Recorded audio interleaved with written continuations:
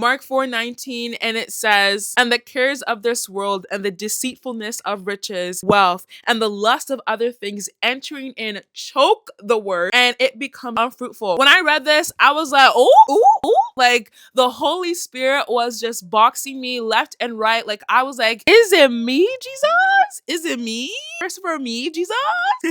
Hi, I'm Natanya, and welcome back to my channel. I'm so excited that you are here, and we're going to be discussing a really exciting topic. I make content for Christians who want to learn about entrepreneurship, motherhood, wifehood, lifestyle, and everything in between. And so if you are brand new, welcome. Be sure to hit the subscribe button so you can officially be in this channel and this family. And if you are coming back, welcome to the OG family. Today's topic is going to be so good. I really just want you to go ahead and share this video right now with your Christian friends. I touched on this on my business Instagram account and I made it a carousel, and we're going to just dive in.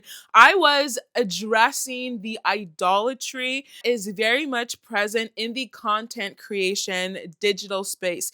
And so for context, I am a full-time content creator. I have seen such great success financially and in the digital space for me to be able to be in content creation full time. And I say that because I am 120% fully submerged in the content creation space.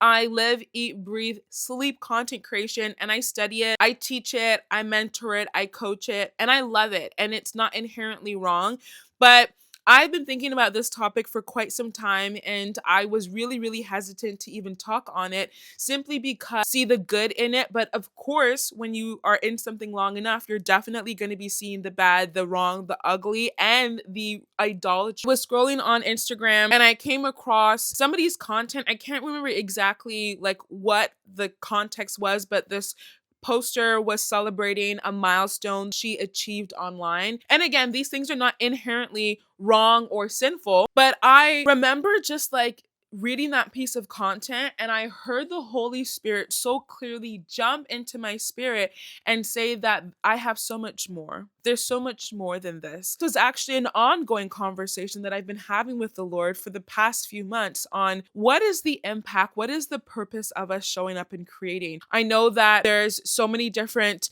changes with the algorithm, especially on Instagram, and people feeling like their engagement is in the dump buckets. And for so long, the conversation when it comes to content creation has predominantly been about how can I grow? How can I make money? How can I monetize my community? How can I go viral? How can I gamify the system? How can I write the best hooks? How can I slow the scroll? How can I create more complex, heavy editing content so I can keep attention, maintain attention, monetize this, monetize that? And again, context, but if we're honest, especially as Christians, I have found that the allure of going viral has captured a lot of our hearts. And maybe it's not virality for you, but maybe it is the allure and the glamorization of being seen that has crossed into idolatry and worship. And I know this is a really hard topic.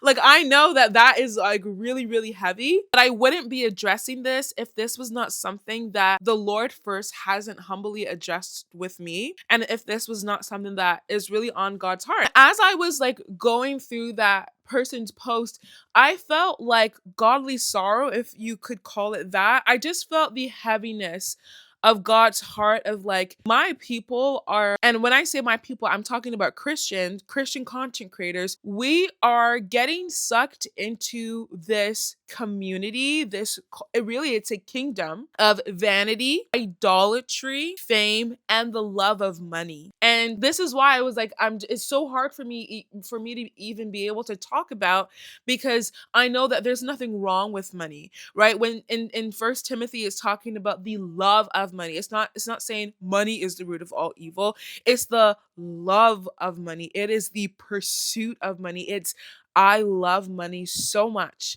that I will do anything within my power, even if it goes against my morals, my ethics, my integrity.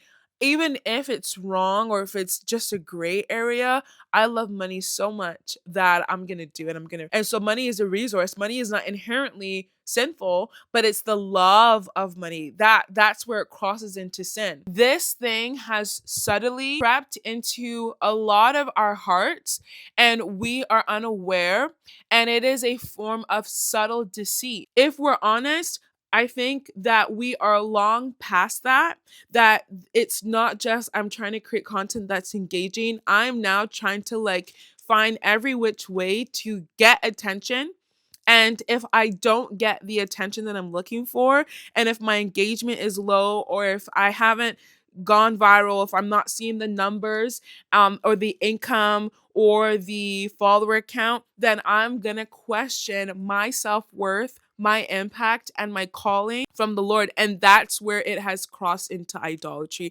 That's where it has crossed into things that really break the heart of God, because your calling, your purpose is not dependent on if you go viral or not. If the Lord were to take away social media, you are still called. You still carry impact inherently. And so what social media has done a really great job at, and not, I don't think this was its original attempt, but right now at least, it has gotten really good at making you second guess and question your impact, your post, your purpose, and if you are validated in a thing or an idea or in a move or not.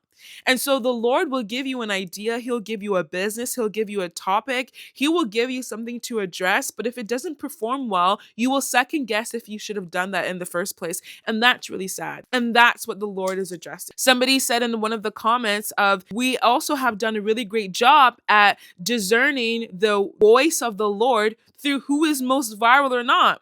As if the Lord can't put a lying spirit in the mouths of prophets, the Lord can absolutely allow something to go viral on social media under the guise of this is the Lord, or this is the hand of the Lord, or this the Lord's hand is on this person, just because the video has gone viral. His hand is not on it. Or the Lord doesn't agree with this narrative, but it's popular. And a lot of Christians will be in the comments saying, Amen, I know this is the word of the Lord. And God's like, yeah, I'm not in that. It's viral, but I'm not in that. That's the deception. When was the last time that we checked our heart for idolatry? When was the last time that you checked yourself on discontentment or comparison or vanity or the desire to be seen or the desire to be famous or the desire to make a certain amount of money? You are struggling with discontentment. Is that because your screen time is too high?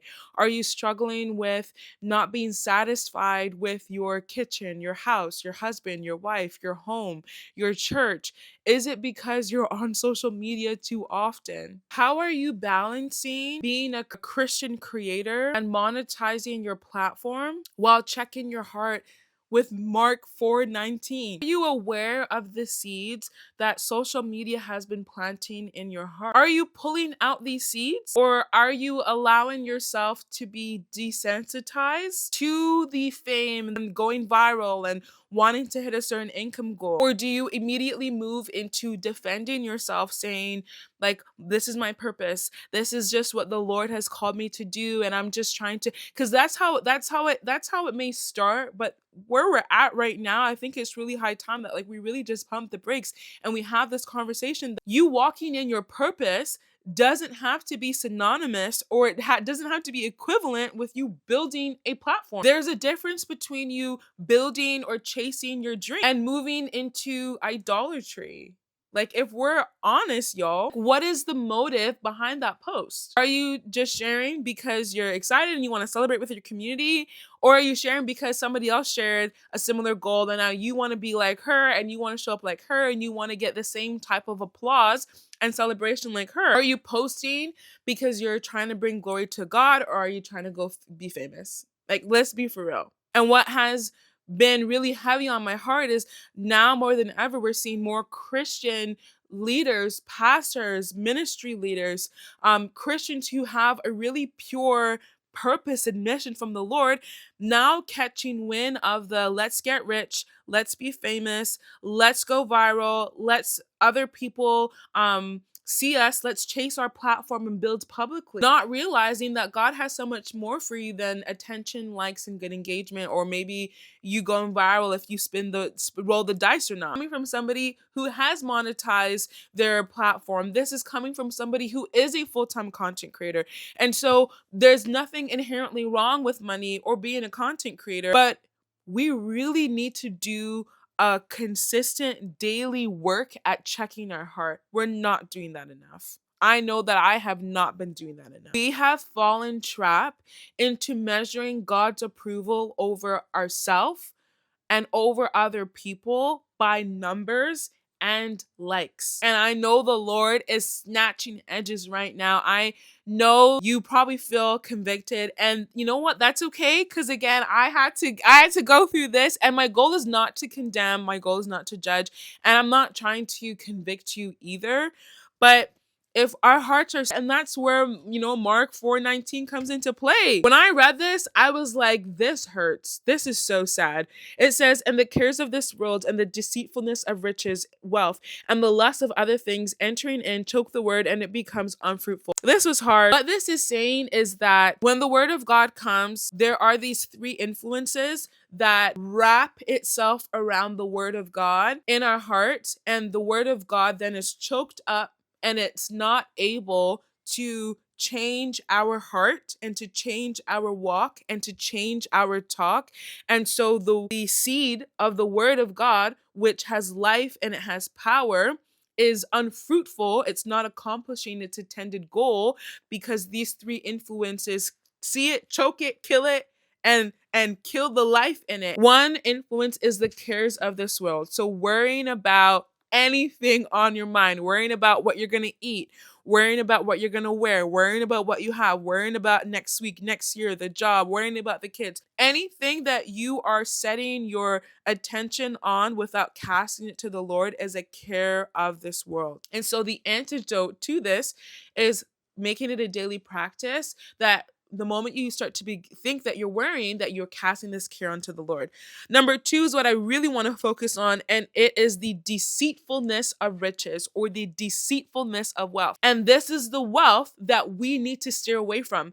It is a subtle way where it says that, yes, the Lord will provide, but you're going to do it in your own strength. Yes, the Lord will do it in his own timing, but you're going to work really hard and you're going to strive in your own power, even if it costs you your time, your energy, spending time with family or friends, or your mental well-being, or no matter the cost, you're going to strive to make that money. You're going to make that bread. You're going to chase the bag. You miss out on sleep until your body shuts down. And so it's important to understand that deceit is subtle. Deceit is never obvious. Deceit is literally talking about truth, or a form or an essence of truth that you can see. You like, oh, it's true. But then it wraps itself in things that are false, things that are twisted, things that are an illusion. And then it presents it as like the manufactured original truth. That's how deceit works. It is subtle. You are allowing money to define your worth, other people's value. You are letting wealth define how much you give back, if you're generous or not. You're letting money define how much you work or rest. You're letting money define what if you're gonna operate in integrity or not. And then the third influence that's talked about is the desire for all other things. And this just means anything that you have set your attention and your desires and your wants above the written word and truth of Jesus Christ and above who he is. So instead of seeking the provider, you're putting your trust in the provision. Instead of seeking the gift giver, you are putting your trust and your desires in the gifts. And so we have to create a greater appetite and a desire for the Lord, period. And everything else is secondary and cannot take its place. And so my heart in saying all of this, it's for us to search ourselves, really starting in Mark 4:19 and seeing Have I fallen trap into the deceitfulness of wealth? Am I creating content with the desire to be seen and to go viral? And am I creating content for what the algorithm wants to see as opposed to what the Lord wants me to say? And another thing that the Lord dropped in my heart is, and I'll end here, is that there's a lot of content creators who are spending a lot of their time creating really creative content and trying to be the next content creator.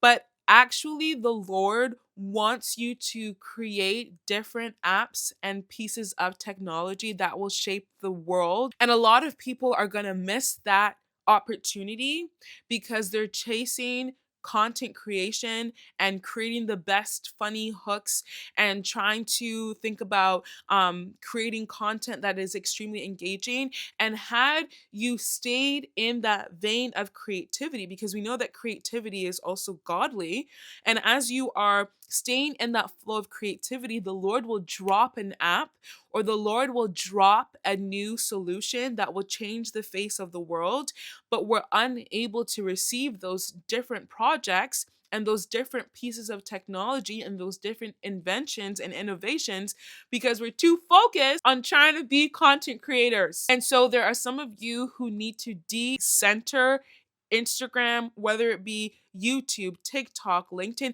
and you are called to be on different social media platforms. So you are called to be on YouTube, or you may be called to be on LinkedIn, or you may be called to be on TikTok. And what's so hard is that platforms will require consistent faithfulness of you creating that piece of content where you're not going to go viral likely for a long, or you may never go viral. I'm not even promising you going viral, but you may not be, the chances of the likelihood of you going viral on YouTube are very, very, very rare. And so the reason why you may be trying to get really active and consistent on another platform like Instagram and it's not working is because the Lord actually doesn't want you to be on there, on that platform that heavily. Like, we really just need to get into alignment with what the Lord has for us so that way we do not miss what he has. And so if you enjoyed this video, be sure to drop a comment. Let me know your thoughts down below. Be sure to share this with somebody else. Don't forget to like and subscribe if you have not already, and I will catch you in my next video.